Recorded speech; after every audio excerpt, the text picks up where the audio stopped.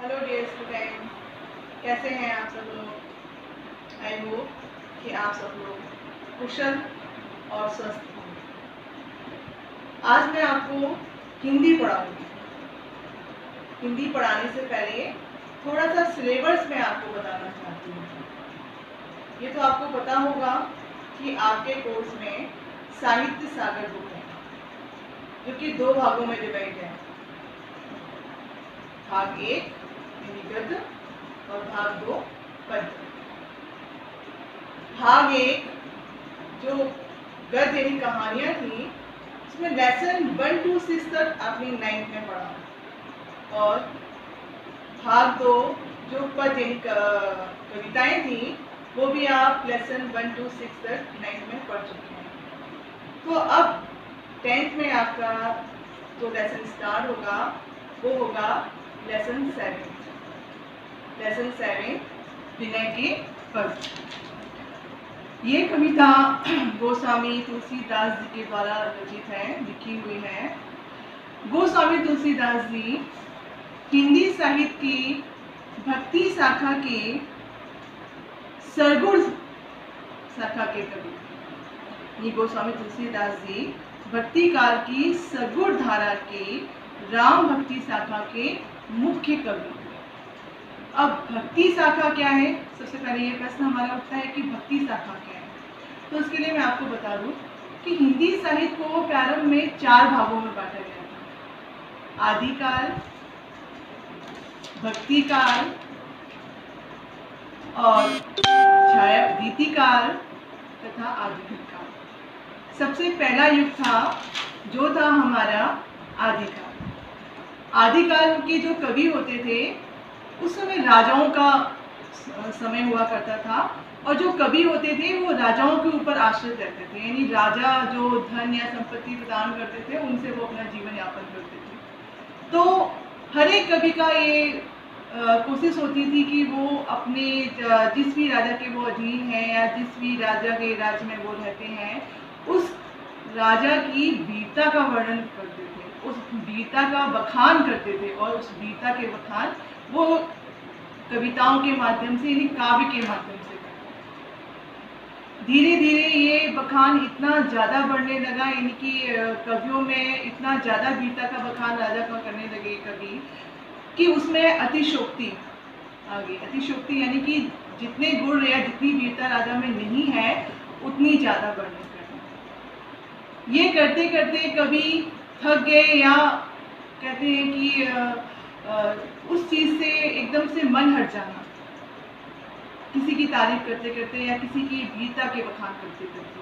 फिर कुछ कवियों का झुकाव भक्ति की तरफ हुआ, आध्यात्म की तरफ हुआ, और फिर आरंभ हुआ हमारा भक्ति काल। भक्ति काल को 2 भागों में बांटा गया। फर्स्ट निर्गुण शाखा और सेकंड था सगुण शाखा। निर्गुण शाखा, इस शाखा के कवि जो है वो ईश्वर की निराकार रूप में उपासना करते थे, निर्गुण रूप में उपासना करते थे। उनका ये मानना था कि ईश्वर की उपासना करने के लिए हमारे पास उसका कोई साकार रूप नहीं होना चाहिए। आवश्यक नहीं है कि जब हम ईश्वर की उपासना करें तो हमारे सामने उसकी एक मूर्ति होनी चाहिए, या हम दिखावे के रूप में हम उनकी उपासना करें। उनका मानना था कि सच्चे मन से हमें उसकी उपासना करनी चाहिए। दूसरा जो भाग था सगुण शाखा, उस शाखा के जो कवि थे वो जो वो भक्ति करते थे प्रभु की, वो सगुण यानी साकार रूप में भक्ति किया करते थे। निर्गुण शाखा को भी 2 भागों में बांटा गया। फर्स्ट था ज्ञानाश्री शाखा और सेकंड था प्रेमाश्री शाखा। ज्ञानाश्री शाखा के प्रमुख कवि थे कबीरदास, और प्रेमाश्री शाखा के प्रमुख कवि थे मलिक मोहम्मद जैसी, जिनका लिखा हुआ पद्मावत महाकाव्य बहुत प्रसिद्ध महाकाव्य के रूप में माना जाता है। सगुण शाखा के भी 2 भाग किए गए। फर्स्ट था रामाश्री शाखा, सेकंड था कृष्णाश्री शाखा। रामाश्री शाखा, इस शाखा के जो कवि थे वो प्रभु श्री राम की आराधना करते थे, जिनमें तुलसीदास जी प्रमुख कवि माने जाते थे। और कृष्णश्री शाखा के जो कवि थे वो कृष्ण भगवान की आराधना करते थे। उनमें सूरदास जी का नाम सबसे पहले आता है। तो इस प्रकार से जो गोस्वामी तुलसीदास जी हैं, उनके जो आराध्य थे वो प्रभु श्री राम थे। इसलिए उनको भक्ति काल की सगुण धारा की राम भक्ति शाखा का मुख्य प्रवर्तक माना जाता है। अधिकांश विद्वानों को उनके जन्म के विषय में मतभेद हैं। कुछ लोग मानते हैं कि उनका जन्म उत्तर प्रदेश के बांदा जिले में राजपुर नामक गांव में सन 1532 में हुआ था। उनके जो गुरु थे गुरु नरहरि दास, जिनसे उन्होंने गुरु दीक्षा प्राप्त की, जिन्होंने उन्हें वेद, पुराण तथा अन्य शास्त्रों का अध्ययन करवाया। उनके बारे में कहा जाता है कि उनके माता पिता का देहांत उनके बचपन में ही हो गया था और उनका बचपन बहुत ही कठिनाइयों से बीता। तुलसीदास जी राम के अनन्य भक्त थे। वो प्रभु श्री राम को अपना आराध्य मानते थे। संवत 1631 में उन्होंने रामचरितमानस की रचना प्रारंभ की। रामचरितमानस जो आज भी हिंदू धर्म में प्रमुख धार्मिक ग्रंथ माना जाता है, जिसमें उन्होंने प्रभु श्री राम के जन्म से लेकर मृत्यु तक का वर्णन किया है। एक महाकाव्य के रूप में उसको माना जाता है। इसके अतिरिक्त दोहावली, गीतावली, कवितावली, विनय पत्रिका, जानकी मंगल, पार्वती मंगल, वैराग्य संदीपनी, बर्वे रामायण, हनुमान बाहु आदि इनके प्रमुख ग्रंथ थे। तुलसीदास जी ने अपने काव्यों की रचना ब्रज और अवधी दोनों ही भाषा में की। रामचरितमानस मैं आपको बताया है कि सर्वाधिक लोकप्रिय ग्रंथ है। इसकी गिनती विश्व के प्रमुख ग्रंथों में की जाती है। इस ग्रंथ में भारतीय संस्कृति, धर्म, दर्शन, भक्ति, सामाजिक मूल्यों का अद्भुत समन्वय देखने को मिलता है। तुलसीदास जी को हिंदी जगत का सूर्य भी कहा जाता है। अब इनके द्वारा लिखी हुई जो कविता है विनय के पद, उसमें उन्होंने अपने प्रभु श्री राम को संसार में सबसे अधिक उदार माना है। इन्होंने कहा है कि प्रभु श्री राम के समान कोई दूसरा व्यक्ति इतना उदार नहीं है। इस कविता के माध्यम से उन्होंने इसी बात को समझाने की कोशिश की है। वो कहते हैं, ऐसे को उदार जग माही, बिनु सेवा जो दवे दीन पर, राम सरिस को नहीं। कहते हैं कि श्री राम के समान संसार में कोई दूसरा इस प्रकार का उदार व्यक्ति नहीं है, क्योंकि प्रभु श्री राम बिना सेवा के ही दवे दीन पर, दीन यानी दुखियों पर, बिना सेवा के ही कृपालु दयालु हो जाते हैं। इस प्रकार से राम सरिस को नहीं, सरिस माने समान, इस प्रकार से राम के समान कोई दूसरा नहीं। जो गति जोग विराग जतन करी, नहीं पावत मुनि आम, मुनि ज्ञानी। इसी बात को वो एक उदाहरण के द्वारा भी समझाते हैं। वो कहते हैं कि जो गति यानी मोक्ष,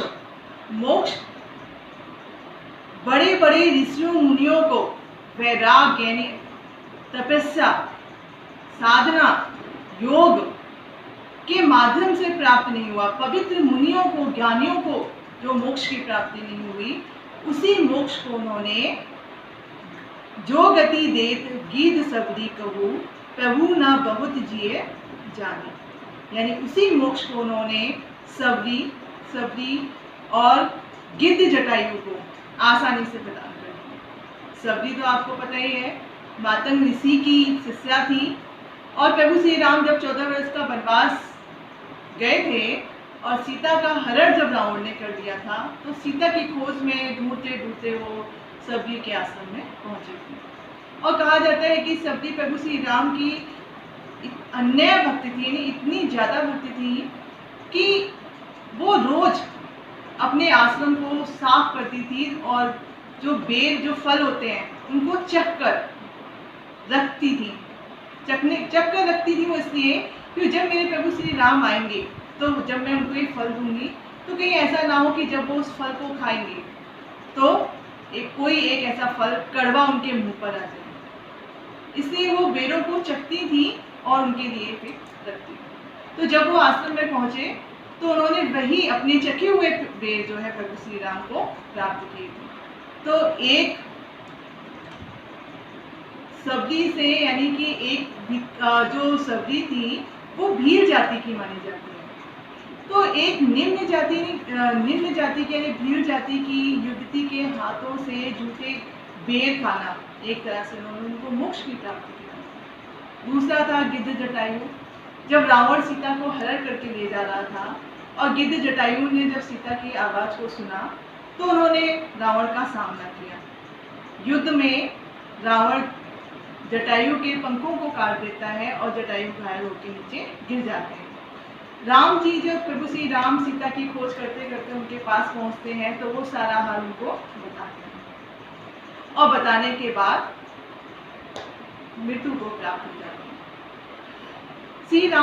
श्री राम जी अपने हाथों से उनका दाह संस्कार करते हैं। तो जो प्रभु अपने हाथों से दाह संस्कार करे उसको तो वैसे ही मोक्ष की प्राप्ति होगी। तो जो जिस मोक्ष को प्राप्त करने के लिए बड़े बड़े ऋषि मुनि ज्ञानी तपस्या कर करके हार जाते हैं, फिर भी उनको वो गति प्राप्त नहीं होती, उसी गति को सबरी ने और गिद्ध जटायु ने आसानी से प्राप्त कर ली। जो संपत्ति 10 शीश अरब करी रावण से पहाली, यानी जिस संपत्ति को रावण ने अपने 10 सिरों को शिव जी को अर्पण मतलब देना, अर्पण करके प्राप्त की थी, सो संपदा विभीषण कहा अति सकुच सहित प्रभु दी। उसी संपत्ति को जब रावण ने विभीषण को निकाल दिया था और विभीषण प्रभु श्री राम की शरण में पहुंचे थे, तो उसी संपत्ति को प्रभु श्री राम ने विभीषण को संकोच सहित प्रदान कर दिया।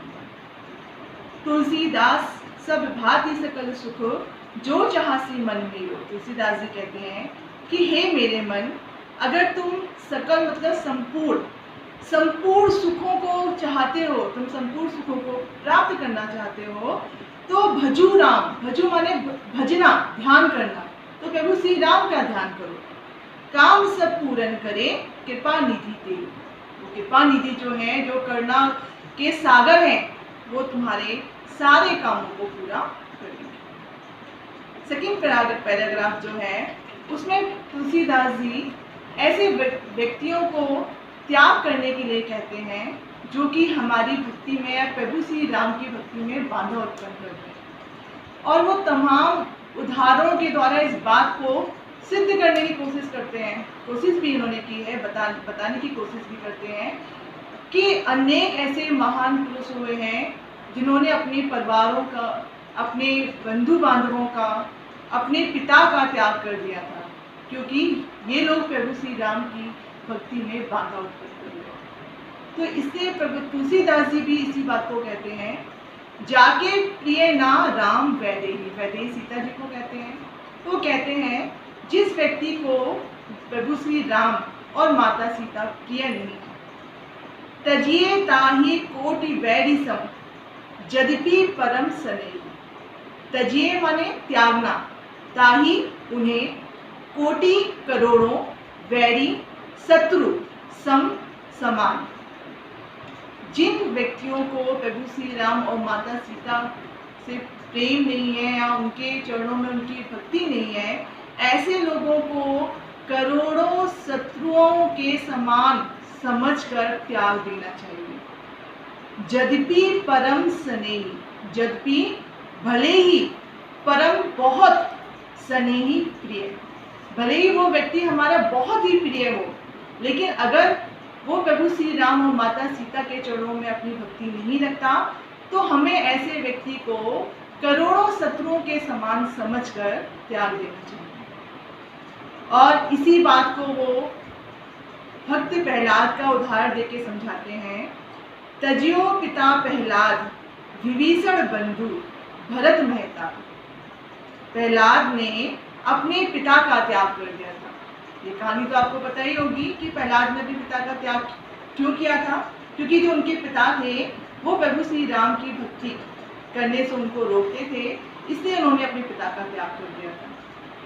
विभीषण ने अपने बंधु बांधवों का त्याग कर दिया था, क्योंकि ये लोग भी उन्हें प्रभु श्री राम से भक्ति करने में रोक रहे थे। और भरत ने अपनी माता कैकेयी का त्याग कर दिया, क्योंकि उनकी माता कैकेयी ने उनके प्रभु श्री राम को 14 वर्ष के लिए वनवास दिया। बलि गुरु तज्यो, राजा बलि थे, उन्होंने अपने गुरु का त्याग कर दिया था। राजा बलि जो है वो एक असुर राजा थे, और असुरों के जो गुरु माने जाते हैं गुरु शुक्राचार्य, वो असुरों का ही साथ देते थे। तो जब एक बार कहा जाता है कि भगवान राजा बलि जो है वो बहुत दान दिए थे, और उन्होंने दान देने का संकल्प किया था कि जो भी उनके दर पर आएगा या जो भी उनके पास आएगा और जो भी उनसे मांगेगा वो उनको तुरंत दान में प्रदान कर देंगे। तो राजा बलि जो है बहुत धार्मिक राजा भी थे, और उनकी कीर्ति दिन पे दिन बढ़ती ही चली जा रही थी। इनकी कीर्ति को देखकर देवताओं के जो राजा थे इंद्र, वो घबरा गए। उनको लगा कि ऐसे ही अगर दिन पे दिन राजा बलि की कीर्ति बढ़ती जाएगी तो मेरा सिंहासन चला जाएगा। तो उन्होंने विष्णु भगवान से प्रार्थना की कि हे प्रभु, आप इस समस्या का कुछ समाधान निकाल दें। प्रभु श्री विष्णु भगवान, जिन्होंने बामन का अवतार ग्रहण लिया और बामन के अवतार के रूप में पृथ्वी पर आए। बहुत छोटे बामन, यानी कि कहा जाता है कि बहुत ही उनकी जो लंबाई थी वो बहुत कम थी। बामन रूप में वो अवतार हुए थे, ब्राह्मण के रूप में बामन रूप में अवतारित हुए और राजा बलि के पास पहुंचे। राजा बलि से उन्होंने 3 पग धरती मांगी।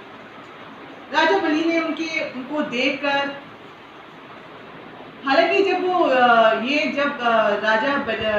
जब इंद्र ने प्रभु विष्णु से ये प्रार्थना की थी कि आप इस समस्या का निदान करिए, तो असुरों के जो गुरु थे शुक्राचार्य, उनको ये बात पता चल गई थी कि छल से राजा बलि को हानि पहुंचाई जा सकती है।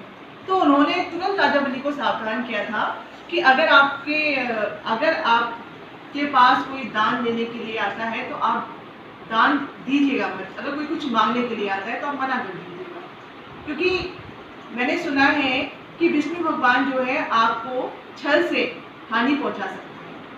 तो राजा बलि ने एक ही उत्तर दिया था कि हे गुरु, मैंने जो संकल्प लिया है उस संकल्प से मैं पीछे नहीं आ सकता, और अगर ये तो मेरा बहुत बड़ा भाग्य होगा कि विष्णु भगवान एक कहते हैं मांगने के रूप में मेरे दर पर आएंगे, मेरे दरवाजे पर आएंगे। तो ये तो मेरे बहुत बड़े भाग्य हैं। और उन्होंने अपने गुरु की बात को नहीं माना। तो भगवान विष्णु जो है जब राजा बलि के पास पहुंचे तो उन्होंने 3 पग धरती मांगी। 3 पग यानी 3 कदम। तो राजा बलि ने कहा ठीक है, आप मांग लीजिए, ये आप नाप लीजिए, ये धरती मेरा राज्य पड़ा हुआ है। तो प्रभु विष्णु जी ने जो वामन रूप में थे, उन्होंने 1 पग में तो पूरा पृथ्वी लोक नाप लिया, दूसरे पग में आकाश लोक नाप लिया, तीसरे पग जब उन्होंने तीसरा कदम जो बढ़ाया तो उनके कदम रखने के लिए जगह ही नहीं बची। राजा बलि समझ गए कि ये तो प्रभु विष्णु भगवान है। उन्होंने तुरंत अपना सिर जो है भगवान के सामने कर दिया कि हे प्रभु, आप अपना तीसरा कदम मेरे शीश पर रखिए, मेरे सिर पर रखिए। भगवान विष्णु उनके इस दान भक्ति को देखकर बहुत प्रसन्न हुए, और कहा जाता है कि उन्होंने बाद में उनको पाताल लोक का राजा बना दिया। तो राजा बलि ने भी अपने गुरु का त्याग कर दिया। कंत ब्रज, कंत माने पति, कंत व्रज वनिताही, वनिताही माने स्त्रियां। जो ब्रज की स्त्रियां थी वो प्रभु श्री कृष्ण का ये जो विष्णु भगवान के ही अवतार थे, उनकी भक्ति क्या करती थी। और ये बात जब उनकी पतियों को पसंद नहीं आई, उन्होंने उनको भगवान की भक्ति करने से रोका, तो ब्रज की स्त्रियों ने उनका भी त्याग कर दिया। लेकिन ये सभी लोग अपने परिवारजनों को त्याग करने के बाद दुखी नहीं हुए, बल्कि भय मुद मंगलकारी, मंगलकारी ने बहुत ही आनंदित, मुद माने प्रसन्न, बहुत ही आनंदित और प्रसन्न हुए, क्योंकि उनकी भक्ति में जो बाधा उत्पन्न कर रहे थे उन लोगों को उन्होंने करोड़ों शत्रुओं के समान मानकर त्याग दिया। तुलसीदास जी आगे कहते हैं, नाते नहीं राम के मनियद सुहद सुसेव जहाँ लो, कि जहाँ तक हो सके सारे नाते यानी रिश्ते, नेह यानी प्रेम हमें प्रभु श्री राम से ही मानना चाहिए, और सुहद यानी वही हमारे सबसे अच्छे मित्र हैं, और जहाँ तक हो सके हमें उनकी सेवा करनी चाहिए। अंजन कहाँ आँख जेई फूटे, बहुतक कहाँ लो। वो कहते हैं अंजन यानी काजल, ऐसे काजल से क्या फायदा जिसको लगाने से आंखों की रोशनी ही चली जाए। इसलिए ऐसे व्यक्ति से संबंध रखने से क्या फायदा जो हमें हमारी भक्ति के मार्ग से ही हटा दे। और इस बात को मैं कहाँ तक आपको समझाऊं। तुलसी सो सब भांति परम हित पूज्य प्रांते प्यारो। तुलसीदास जी कहते हैं कि अगर तुम सभी प्रकार से अपना परम हित चाहते हो, तो परम हित चाहते हो तो वही व्यक्ति आपका परम हितकारी होगा। पूज्य प्रांते प्यारो, और वही व्यक्ति आपके लिए पूजनीय होना चाहिए, वही व्यक्ति आपका प्यारों से प्यारा होना चाहिए। जासो होए स्नेह राम पद ए तो मतो हमारे, जो प्रभु श्री राम के पदों यानी चरणों में अपना स्नेह रखता हो, अपनी भक्ति रखता हो, ऐसा तुलसीदास जी का मानना है। ऐसा मेरा मानना है, ऐसा तुलसीदास जी का